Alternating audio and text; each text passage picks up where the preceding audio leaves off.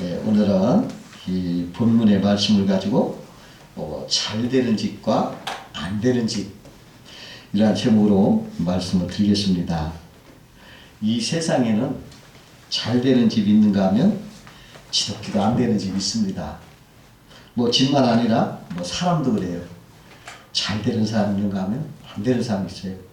또 회사도 또 나라도 그래요. 잘 되는 나라가 있고 안 되는 나라가 있습니다. 잘 되면 얼마나 신나는지 모릅니다. 그냥 흥이 나서 막 콧소리가 나오고 콧노래가 나오고 막 웃음소리가 퍼지고 활기차고 즐겁죠. 그러나 안 되면요 힘들어요. 그리고 우울하고요 한숨이 푹푹 나오고 저주스럽고 화가 나고 짜증나요. 그래서 누구나 잘 되기를 바라는 것입니다.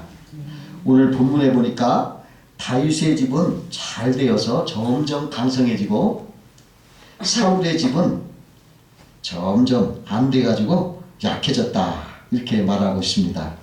그럼 오늘은 이 두 집을 비교하면서 어떻게 하면 잘 되는 집이 되고 또 어떻게 하면 안 되는 집이 되는가 한번 살펴보면서 은혜를 나누고자 합니다. 첫 번째로 선하면 잘 되고 시기질투하면 안 된다는 것입니다.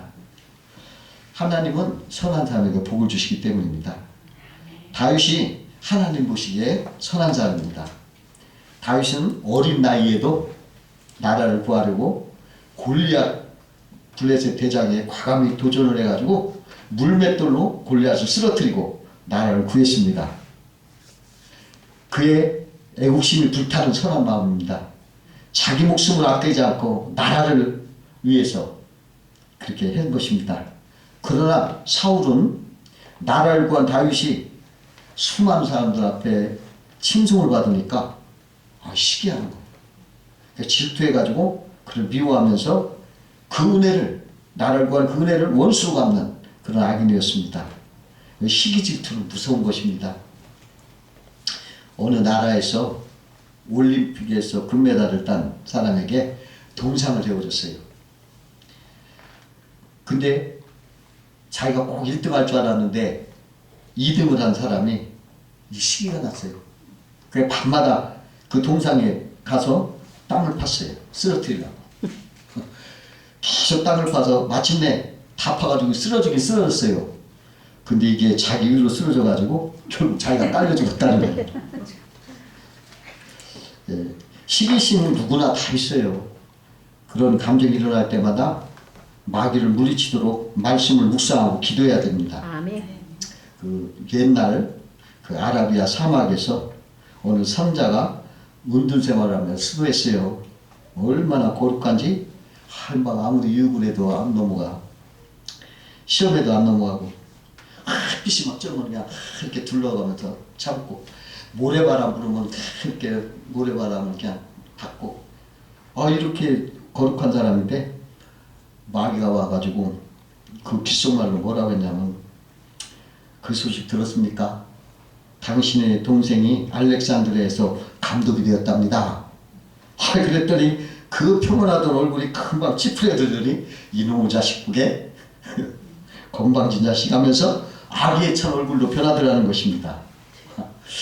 여러분 시기가 이렇게 무서운 거예요. 그 어느 날 유명한 화가 레오나르도 다빈치가 그 클로렌스라는 하루에서 그림을 그렸어요. 아주 잘 그려놨는데 그때 젊은 화가 미켈란젤로를 거기에서 스케치를 하면서 그리라고 했을 때 이제 같이 그렸습니다. 근데 이 미켈란젤로도 그림이 잘 그렸던 모양이에요. 그래서 사람들이 평가하기를 한 사람이 비교하면서 레오나르도 이제는 늙었구만 이렇게 말을 하는 거예요. 근데 레오나르도가 그 말을 듣고서 자기 명예가 실추되었다고 생각을 하고 그 말을 잊지 못해서 남은 생애를 우울한 상태로 지냈다고 합니다.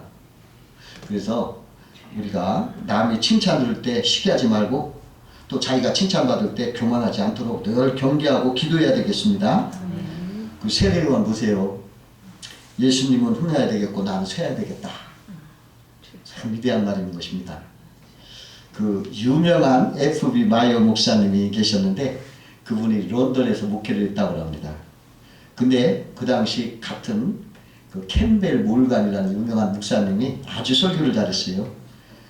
근데 그분이 멀리 있을 때는 그를 위해서 기도를 잘 해줬어요.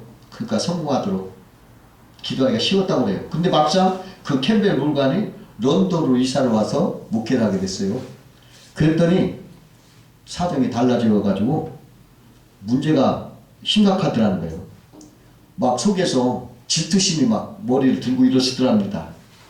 그러나 FB 마이어 목사가 그냥 그 질투심 일어나는 그 머리를 그냥 발꿈치로 밟고버리고 내가 올바르게 감정을 가지고 올바르게 행동하자. 그게 결심을 했다고 해요. 그리고서 자기 교회에서 캠벨 목사님으로 환영식을 해주고 또 양해를 먹고 주일 저녁 예배를 그 캠벨 목사님에 가서 설교를 들어갔다고 그래요.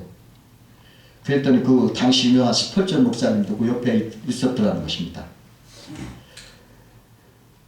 주님의 은혜로 모든 악한 감정을 다 이겼더니 마이어 목사님은 그 목사님대로 그 교회가 많이 부흥이 또 되더라는 것입니다.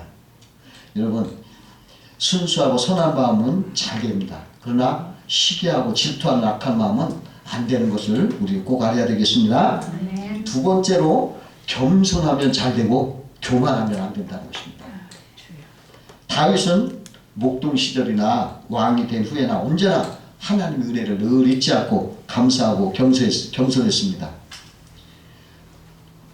자기는 임금이 돼서 백향목궁에 이렇게 거하고 있는데 하나님의 복계는 장막에 이렇게 있는 것을 늘 마음에 죄송스럽게 생각을 해가지고 야, 내가 성전을 하나 지어야 되겠다. 하나님 위해서 성전을 멋지게 지어야 되겠다 하는 마음으로 그렇게 지려고 하는데 주님이 그러는 거예요. 너는 전쟁에서 피를 많이 흘렸으므로 하나님이 짓지 말라고 하는 거예요. 그러면서 하나님이 그 마음은 가상하다고 하면서 칭찬할 때 그가 어떻게 말했냐면 주여와여 내가 누구며 내 집은 무엇이간데 나를 이렇게 축복하십니까 하고 감격하면서 겸손하게 그 태도를 보였다는 것입니다.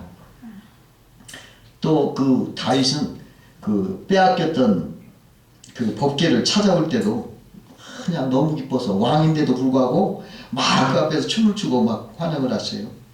왕의 체면 벽식은 생각지도 않고 하나님 앞에 어린아이 같이 막 춤을 췄어요. 그렇게 춤을 추니까 그 사울의 딸 그 아내가 뭐라고 비웃었냐면 아유 방탕한 사람처럼 왜 자기 몸을 드러내면서 이렇게 계집종들 앞에서 춤을 추느냐고 이렇게 비웃었어요. 그때 다시 뭐라고 하냐면 이는 여호와 앞에서 내가 한 것이다. 이보다 내가 더 낮아져도 좋다. 더 낮아 스스로 천하게 보일지라도 나는 아무 상관없다. 이렇게 겸손하게 말했다는 것입니다. 또 다윗이 범죄했을 때는요. 그 나단 선지자가 와서 막 비판을 해요. 당신이 그런 사람이라고. 그때 나단 선지자는 이름도 없는 무명의 사람이에요. 무명의 목사예요. 시골 목사예요. 나같이. 그러니까 나단 목사가 보잘것 없으니까 임금이 니가 이렇게 뭔데 나한테 이러냐. 감옥에도 보내고 귀양 보내고 뭐 혼낼 수도 있죠. 쫓아낼 수도 있죠. 그런데요. 내가 범죄했습니다. 정말 나단 선자 이름 없는 선자 앞에서 막 정말 막 회개하는 거예요. 내가 잘못했다. 정말 잘못했다고 하면서 진심으로 회개했을 때 하나님은 그를 용서하시고 그를 사랑했던 것입니다. 참으로 다윗은 온유했어요. 그 옛날 어느 나라에 아주 높은 재상이 있었는데 늘 자기 타고 다니는 마차에다 괴짝을 하나 싣고 다니는 거예요. 허름한 괴짝 하나 싣고 다니는데 사람들이 궁금해가지고 근데 소문이 났어. 저 괴짝 속에 보물이 들어있대야. 큰 보물이 있어서 이렇게 갖고 다닌대야. 그 소문이 임금이 들어보니까 임금도 궁금했어요. 그래가지고 재상을 불러가지고 그 괴짝을 한번 열어보여달라 이렇게 부탁을 했습니다. 그 재상이 임금 앞에서 괴짝을 이렇게 열어보니까 그곳에 뭐가 나왔냐면 헐고 때 묻은 옛날 목동옷 그것이 나온 거예요. 그러더니 뭐라냐면 이것은 내가 어렸을 때 이렇게 천하게 목동 일을 하면서 이렇게 힘들게 살았는데 하나님이 나를 제사장으로 세워서 얼마나 고마운지 그것을 늘 감사하고 내가 교만하지 않도록 이걸 갖고 다닙니다. 이렇게 말하는 거예요. 임금이 그 사람이 좋아 보였을까요? 싫어 보였을까요? 여러분 같으면 어떻게 했어요? 여러분 임금이라고 하면 야, 너 참 대단하다. 그래서 그 더 신임을 더 그냥 칭찬하면서 높여줬다는 거예요. 여러분 겸손하면 보기 좋아요. 누구나 감동을 주고 참 존귀하게 보여요. 근데 사울왕은 안 그래요. 처음에는 겸손한 듯 하더니 왕이 된 다음에는 아주 그냥 고개를 뻣뻣이던 게 교만하게 완악해가지고 누구의 말도 안 들어요.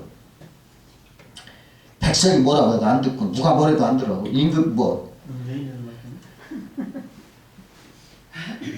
그 다윗은요, 그 못난 그 나단 선지자의 말에도 그냥 다윗은 막 회개하고 막 그 말을 막 듣고 막 회개하는데, 이 사울은요 그 당시 최고의 선지자 대선지자 사무엘, 그 당시는 우리나라로 봤던 뭐 조용기 목사 같은 큰 목사 같죠.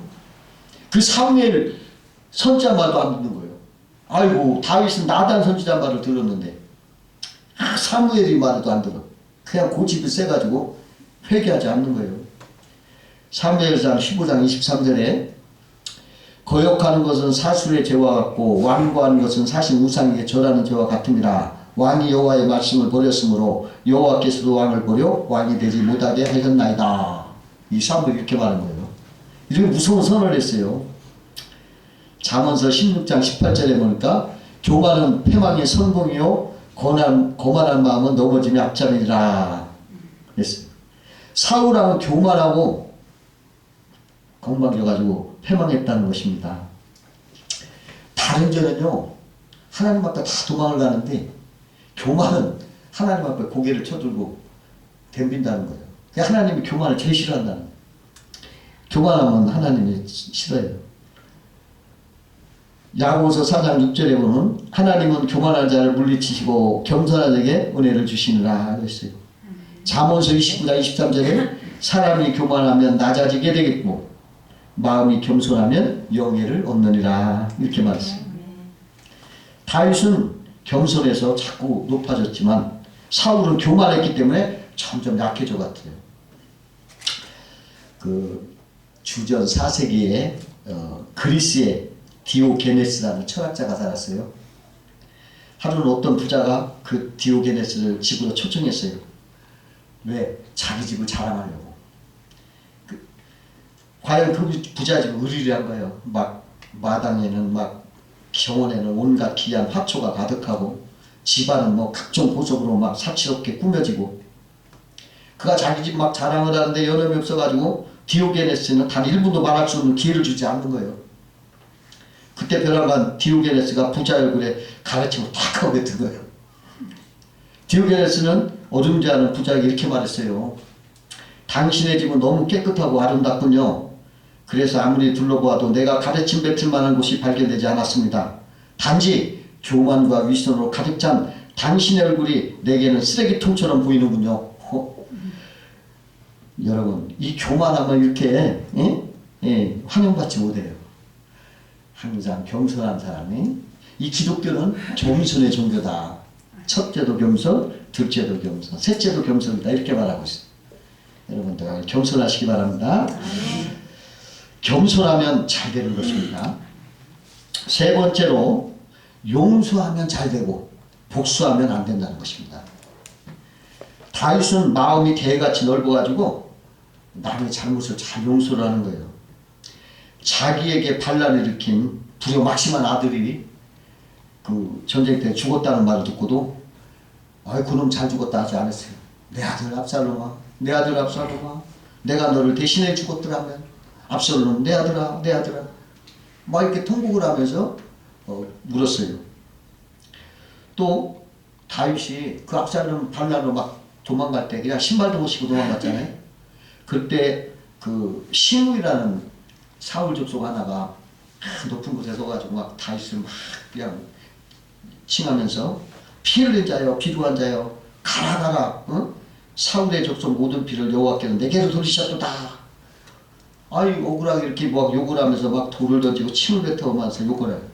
그러니까 옆에 있던 다윗의 왕 저기 부관이 장군이 아이 저놈 당장 내가 목을 베어 오겠습니다. 그러니까 그러지 마라. 하나님이 저를 통해서 나한테 하는 건데 어찌 그럴 수 있느냐 하고서 용서를 하고 나중에 다시 돌아올 때 신부인은 잘못했다고 와도 빌어요. 그랬을 때도 그렇게 용서하면서 그를 살려줬습니다. 또 다윗은요 자기를 무고히 해치려고 했던 그냥 괴롭혔던 그 사울이 죽었을 때 복수하지 않고 오히려 그 손자 무비보셋이라는 손자를 찾아가지고 야 사울의 재산을 너한테 물려주마 하고서 그에게 재산을 물려주고 그가 다리를 저는 장애인이었지만 내 식탁에 너랑 같이 밥을 먹자 그러면서 최고의 선처를 베풀었던 걸 볼 수가 있어요. 얼마나 너그러워요. 얼마나 용서를 잘하고 이런 사람이 가문이 흥하고 잘 된다는 것입니다. 넓은 아량으로 용서하고 사랑해야 잘 되는 사람, 잘 되는 가정, 잘 되는 사업이 되는 거예요. 그러나 사울은 마음이 좁고 완악해요. 걸핏하면 사람을 팔목숨처럼 막 죽이고 심지어 하나님의 종 제사장들을 막 70명을 한꺼번에 묵살시켰잖아요. 심지어 자기 아들 요다나까지도 자기 말대로 안 왔다고 막 죽이려고 했어요. 사무엘상 19장 9절에 보면 이런 말이 있어요. 사울의 손에 단창을 가지고 그의 집에 앉았을 때 여호와께서 부리시는 악령이 사울에게 접하였으므로 다윗이 손으로 수금을 탈 때 사울이 다윗을 벽에 박으려 하였으나 그는 사울 앞에 피하고 사울의 창은 벽에 받친지라. 사울 왕은 집에서도 단창을 들고 있었다는 거예요. 얼마나 무서워요. 자기 원수를 죽이려는 복수심으로 가득 찬 모습으로 살았다는 거예요. 그러나 다윗의 손에는 평화와 사랑의 노래를 연주하는 수금이 들려져 있잖아요. 근데 이 사울의 손은 복수와 미움과 살인의 단창을 가지고 있었어요. 하나님은 용서와 화해와 평화의 사람을 잘되게 하시고 미움과 원한으로 가득 찬 난폭한 사람은 안 되게 하신다. 이걸 여러분 아셔야 돼요. 세계 제2차 세계대전 중심인물은 히틀러, 무솔리니, 처칠이 있어요. 이 세 사람에 대한 이야기가 재미난 풍자 이야기가 있어요. 어느 날 이 세 사람이 모여가지고 정원에 있는 연못에 있는 물고기를 잡기 놀이를 했어요. 그러니까 히틀러가 총을 빼더니 팍팍팍 쏘는 거예요. 그래 물고기 안 잡히는 거예요. 그러니까 무솔리니는 그냥 뛰어들어가지고 막 손을 잡는데 물고기 얼마나 빨라. 못 잡는 거예요. 근데 처칠은 어떻게 했냐? 물을 한 바가지 한 바가지 빼내는 거예요. 물을 빼내니까 물고기 잡을까요? 못 잡을까요? 잡았어요. 제일 인자한 방법으로 부드러운 방법으로 처칠이 이겼어요. 그 세계 2차 대전 결과가 어떻게 됐습니까? 그 난폭했던 히틀러 무솔리니는 그 사람 죽은 후에도 단죄를 해야 한다고 막 그냥 난리가 났죠. 그러나 온유한 처칠은 국가 유공자만 들어갈 수 있는 웨스트민스터 사원에 그 이름이 새겨졌고 런던 파커딜리 공원에서 그 동상을 세웠다는 것이 포악하고 난폭하면 안 되는 거예요. 온유하고 겸손한 사람이 잘 되는 걸 여러분도 꼭 믿으시기 바랍니다. 네 번째로는 하나님을 가까이 하면 잘 되고 하나님을 멀리 하면 안 되는 거예요. 다윗은 늘 하나님을 가까이 하잖아요. 늘 하나님 중심으로 살아가잖아요. 먼저 하나님을 생각하는 것. 그 마음에는 하나님이 항상 함께 있어요. 하나님을 의지하고 하나님을 경외하는 거예요. 하나님을 가까이 하는 사람은 하나님이 가까이 하신다고 하시죠. 여러분들 마음속에 늘 하나님 하고서 하나님을 생각하고 하나님을 중심으로 여러분 해주세요. 하나님 가까이 하셔요. 하나님은 존중하는 사람에게 하나님은 존중 여겨주신다고 해요. 하나님을 높이면 하나님 우리를 또 높여줘요. 반대로 하나님을 멸시하면 하나님 우리를 멸시하는 거예요. 그러니까 하나님을 높이고 하나님을 존중해 하셔야 돼요. 그 사울왕이 다윗 왕을 잡아 죽이려고 3천 군사를 데리고 막 쫓아다니는 거예요. 다윗은 아무 죄도 없고 오히려 나라를 구한 오히려 훈장받아야 될 구국공신인데 이거 도망다니는 거 얼마나 억울하고 분합니까? 그러나 다윗은 한 불평 없이 어느 날 다윗이 그 일행과 함께 어느 굴 속에서 숨어 있는데 사울왕이 다윗을 쫓아다니다가 잠깐 낮잠을 자려고 그 굴에 들어온 거예요. 그 굴을. 다윗하고 그 부하들이 숨어있는 곳에. 이때 다윗의 부하들이 크게 기뻐하면서 이제야 하나님께서 이 사울을 칠 기회를 우리에게 주셨습니다. 지금 당장 저자를 창으로 찔러서 그동안 우리 고생을 이제 끝냅시다 하고 다윗에게 제안하는 거예요. 근데 다윗은 정말 억울하고 정말 힘들었지만 뭐라고 하냐, 하나님을 참 경외하고 두려워하는 마음은 이런 마음입니다. 하나님께서 기름 부어 세우신 왕을 우리가 손대어 헤아친다는 것은 죄가 된다. 모든 걸 하나님께 맡기자. 그러면서 겉옷자락만 살짝 빼어 증거 삼고자 했다. 이렇게 성경은 말하고 있어요. 하나님을 지극히 경외했어요. 두려워했어요.